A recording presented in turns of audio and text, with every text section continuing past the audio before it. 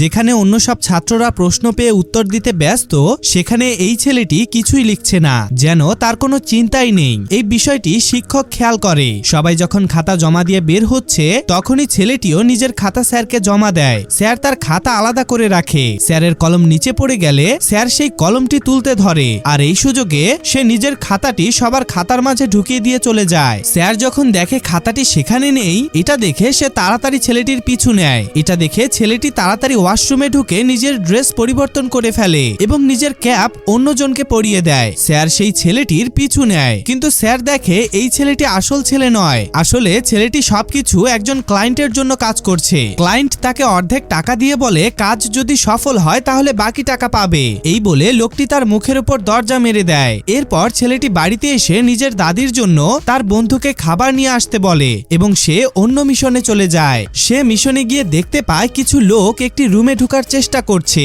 যে ঘরে তার ঢোকার কথা ছিল।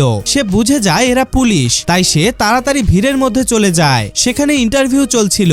ইন্টারভিউয়ে তার ডাক পড়ে, যার জন্য সে সিইও রুমে ঢুকে যায়, যার জন্য পুলিশ এসে তাকে ধরতে পারে না। সিইও তাকে বলে, আমরা ভার্সিটির ছাত্রদের নেব, তুমি কি পর্যন্ত লেখাপড়া করেছো?